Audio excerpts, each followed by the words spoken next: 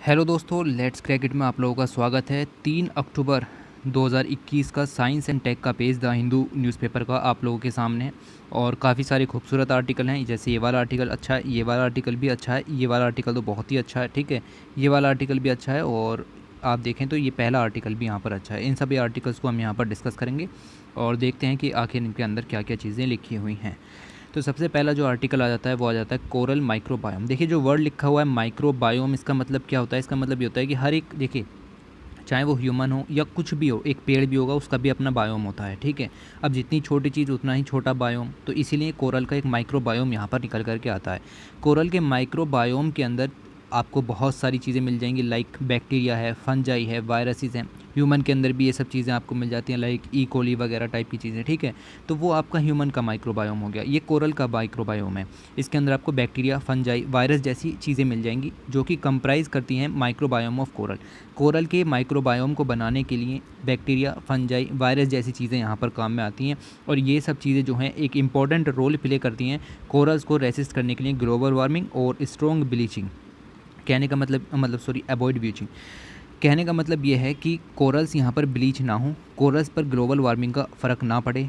उस सभी से कोरल्स को बचाने के लिए बैक्टीरिया, फंजी, वायरस जो कि कोरल्स का अपना माइक्रोबायोम क्रिएट करती हैं, वो सभी चीज़ें कोरल्स को बचाती हैं ग्लोबल वार्मिंग से और उसको ब्लीच होने से, ठीक है।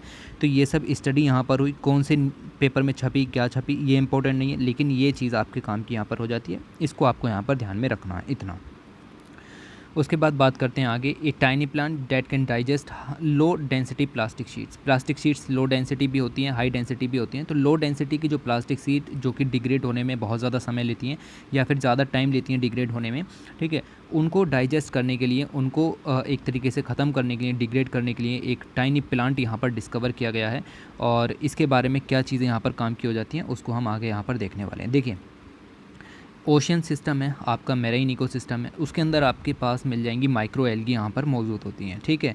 माइक्रो एल्गी काफ़ी सारी जो एल्गल्स हैं काफ़ी सारी होती हैं, लाइक ब्लू ग्रीन एल्गी, ठीक है। इस टाइप की बहुत सारे माइक्रो एल्गी यहाँ पर पाए जाते हैं।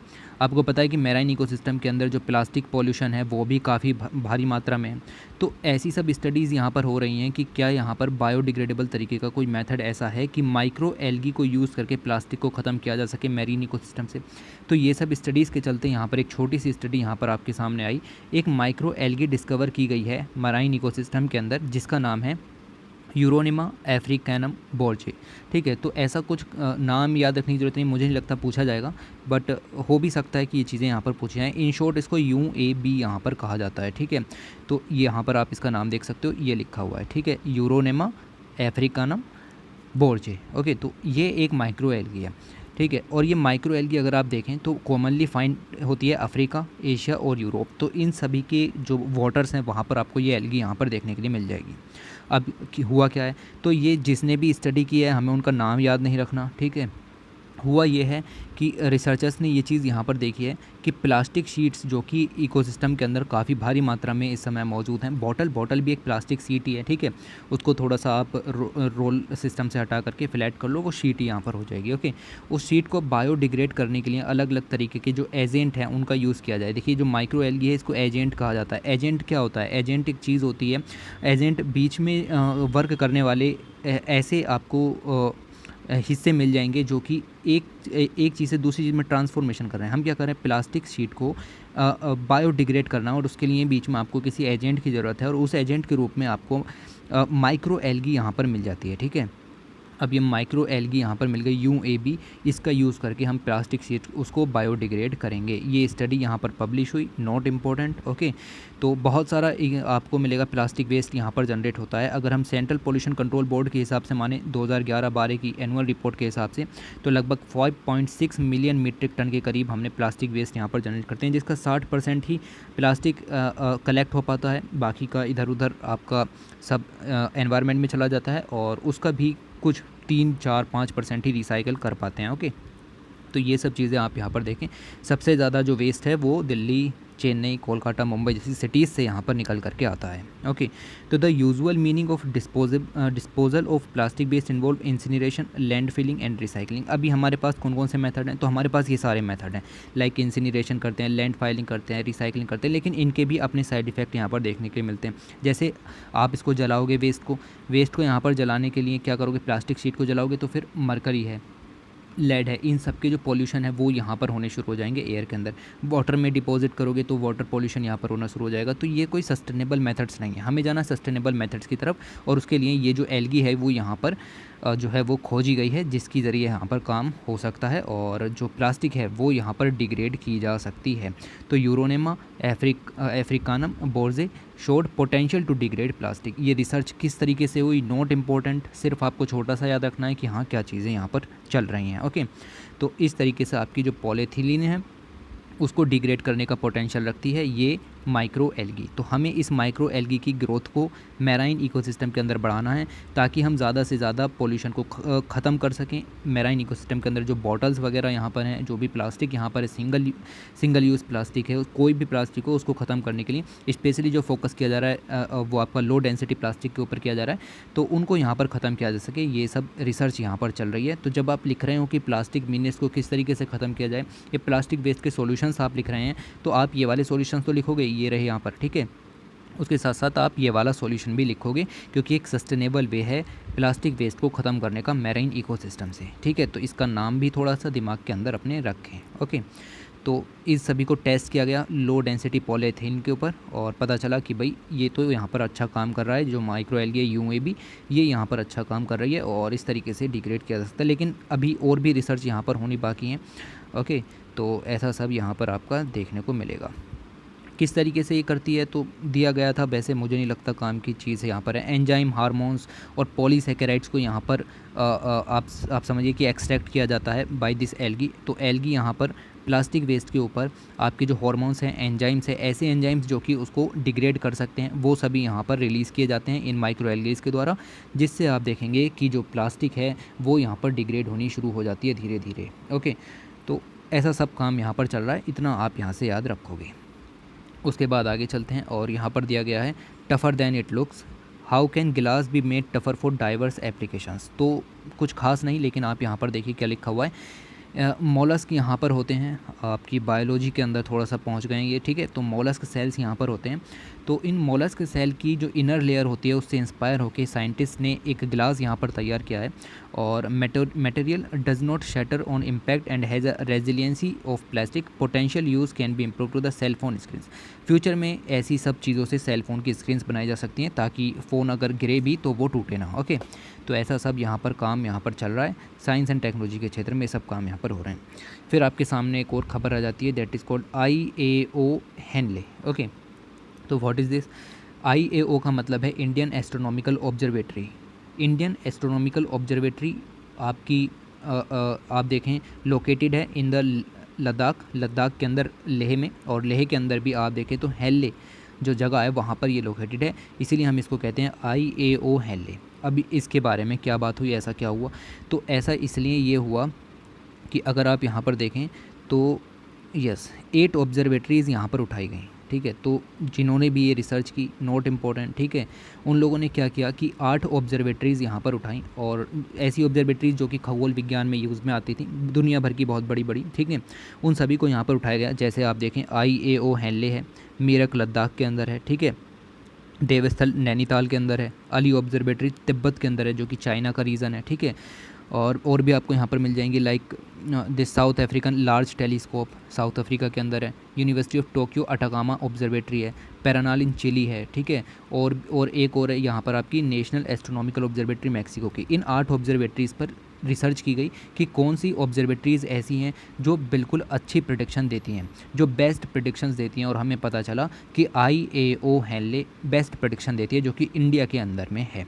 तो कितनी सारी कंट्रीज़ की यहाँ पर ऑब्जर्वेटरीज़ उठाई गई, लेकिन आपको पता चलेगा कि जो IAO हेनले है ये सबसे ज़्यादा अच्छा यहाँ पर जो रिज़ल्ट दे रही है, ए प्रोमिजिंग एस्ट्रोनॉमिकल ऑब्जर्वेटरी, ठीक है। तो ये इस तरीके से आपको खबर बताने की कोशिश की जा रही है। अब ये ऐसा क्यों, ठीक है, कि ऐसा क्यों कि इंडिया की ऑब्जर्वेटरी पहले नंबर पर आई, ठीक है।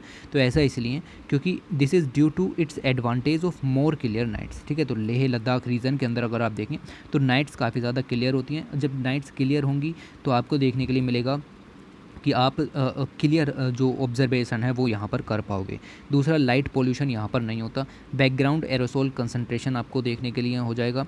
एक्सट्रीमली ड्राई एटमॉस्फेरिक कंडीशंस होंगी और अनइंटरप्टेड मानसून जैसी कंडीशंस होती हैं जो कि एक ऑब्जर्वेटरी को एक प्रोमिजिंग ऑब्जर्वेटरी बनाती हैं, ठीक है। तो अगर आपको एक उत्तम प्रकार की ऑब्जर्वेटरी कहीं पर भी लोकेट करनी है, कहीं पर भी बनानी है, तो आप ऐसी जगह चुनिए जहाँ पर ये कंडीशंस यहाँ पर हो सकें, ठीक है। तो ऐसी कंडीशंस जहाँ पर होंगी, अगर आप वहाँ पर ऑब्जर्वेटरी लगाओगे तब आपको अच्छे निष्कर्ष देखने के लिए मिलेंगे, ओके।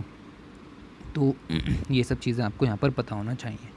तो ऑब्जर्वेटरी जो यहाँ पर नाइट के दौरान में आपकी तारों वारों की जो गणना यहाँ पर करती है, देखती है कि भाई ऑब्जर्वेशन यहाँ पर होती है, उसकी क्वालिटी कैसी है ऑब्जर्वेबल नाइट के दौरान, उस सबको देखने के लिए ये सब काम यहाँ पर किया गया था। और जो एस्ट्रोनॉमिकल यूजेज हैं लाइक फोटोमेट्री एंड स्पेक्ट्रोस्कोपी के अंदर, उन सब में कौन सी जो ऑब्जर्वेटरी है बेस्ट रिजल्ट यहाँ पर देती है, उन सब के ऊपर स्टडी यहाँ पर हुई, ओके। तो ये हैं वो 8 ऑब्जर्वेटरी, इनके थोड़े से नाम आप यहाँ पर ध्यान रख लेना।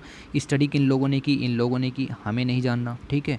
उसके बाद आप यहाँ पर देखें, दे फाउंड एट पैरानल, जो कि चिली की ऑब्जर्वेटरी थी, to be the best site in terms of clear sky with around 87% of clear nights in a year, ठीक है।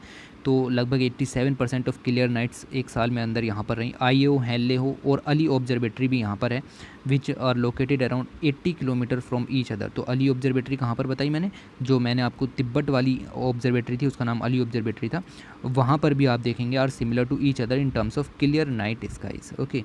तो नाइट स्काइज़ के दौरान भी ये यहाँ पर अच्छा जो है वर्क करती हैं, और इस तरीके से आपका यहाँ पर ये सब काम चल रहा है। थोड़ा पता होना चाहिए, बाकी को इग्नोर भी कर सकते हो, कोई बड़ी बात यहाँ पर नहीं है कि हाँ भाई ऐसा भी कुछ है। ये जो यहाँ पर पॉइंट मैंने गिनाई कि एक ऑब्जर्वेटरी बेस्ट कब होगी, ये वाले, ठीक है, ये वाले पॉइंट, इन पॉइंट्स को बिल्कुल मत भूलना, ये इंपॉर्टेंट हो जाते हैं, ओके। उसके बाद आगे बात करते हैं। मैंने अभी कुछ दिनों पहले ही साइंस एंड टेक के पेज के अंदर आपको ये चीज़ बताई थी कि किस तरीके से आईआईटीज़ के अंदर ह्यूमैनिटीज़ और सोशल साइंसेस को बढ़ावा दिया जाए, ठीक है। ये चीज़ हमने यहाँ पर आपको बताई थी, ओके। उसी तरीके से आपको यहाँ पर देखने के लिए मिलेगा कि यूनिवर्सिटीज़ आर की टू एजुकेटिंग द यंग। तो किस तरीके से ये इस आर्टिकल के अंदर ये बताया गया है कि किस तरीके से यूथ हैं वो एजुकेशन सिस्टम में आगे आए हैं, और ओवर द टाइम उन्होंने यहाँ पर काफ़ी अच्छा वर्क भी किया है। जैसे आप यहाँ पर देखें कि आईआईटीज़ में ह्यूमैनिटीज़ और सोशल साइंसेस के बारे में हमने यहाँ पर डिस्कस किया। During the British colonial rule, जब आप देखें कि हम यहाँ पर बहुत सारा जो टैक्स यहाँ पर पे करते थे, अपने रिवेन्यू का काफ़ी सारा हिस्सा यहाँ पर चला जाता था। कॉलेजेस और यूनिवर्सिटीज़ भी इतनी ज़्यादा सेटअप नहीं थी, सिर्फ कुछ ही खास लोगों के लिए थी, और वो भी यहाँ पर सेटअप की गई ब्रिटिशर्स के द्वारा। Like in the Bengal presidencies, Bombay, Madras, इन सभी के अंदर यहाँ पर लॉ कॉलेजेस भी और मेडिकल कॉलेजेस भी यहाँ पर खोले गए, लेकिन उनके अंदर जो रीच थी, ठीक है, जो पहुँच थी, वो सभी लोगों की नहीं थी। तो एजुकेशन सभी यूथ को अवेलेबल नहीं थी, ओके। ये सब आप यहाँ पर ध्यान में रखो। उसके साथ साथ कंटेम्प्रेरी एजुकेशन इन्हीं इंस्टीट्यूशंस में यहाँ पर पढ़ाए गए जो कि प्रेसिडेंसीज़ के अंदर यहाँ पर खोले गए। इसके साथ साथ क्रिश्नरी मिशनरीज़ यहाँ पर आए, उन्होंने भी अपनी यहाँ पर शिक्षा देने की कोशिश की, और साथ में अंग्रेज़ी भाषा का प्रसार भी यहाँ पर शुरू हुआ, ओके। तो ऐसा सब काम चल रहा था। Like Christian medical college Vellore के अंदर यहाँ पर इन्होंने खोला, ठीक है, क्रिश्चियन मिशनरीज़ ने, ओके। तो इस तरीके से काम यहाँ पर चले। उसके बाद अगर हम यहाँ पर आगे चलें तो आप देखोगे कि बहुत सारे लोग यहाँ पर हुए हैं, बहुत सारे स्कॉलर्स हैं, हिस्टोरियंस हैं, राइटर्स हैं, पोएट्स हैं, सिविल सर्वेंट हैं, जज हैं, चीफ मिनिस्टर हैं, गवर्नर्स हैं, प्रेसिडेंट ऑफ इंडिया हैं, जैसे एम.एस. स्वामीनाथन जी हैं जिन्होंने ग्रीन रेवोल्यूशन को यहाँ पर बढ़ावा दिया, एम. विश्वेश्वरैया जी हैं जिन्होंने डैम बिल्डिंग का कंसेप्ट इंडिया के अंदर लाए, बहुत सारे नोबेल प्राइज़ के विनर्स हैं लाइक C.V. रमन, चंद्रशेखर, ठीक है। ये सब इन्हीं कॉलेजेस से पढ़ करके यहाँ पर गुजरे हैं। कुछ ब्रिटिशर्स कॉलेज, कुछ कॉलेजेस जो हैं वो ब्रिटिशर्स के द्वारा बनाए गए, कुछ कॉलेज जो हैं वो अपने महाराजाज और अलग अलग किंग्स के द्वारा, प्रिंसली स्टेट्स के द्वारा यहाँ पर तैयार किए गए। उनके अंदर हिस्ट्री है, ज्योग्राफी है, रिलीजन है, इन सब से रिलेटेड जो चीज़ें यहाँ पर पढ़ाई जाती थी, और उन्हीं में से हमारे कुछ लोग सामने निकल कर के आए जिनके बारे में मैंने आपसे डिस्कस किया, ओके, ऑलराइट। उसके बाद अगर हम आगे देखें तो outstanding institution, one outstanding institution 1909 के अंदर यहाँ पर फाउंड किया गया बेंगलुरु के अंदर।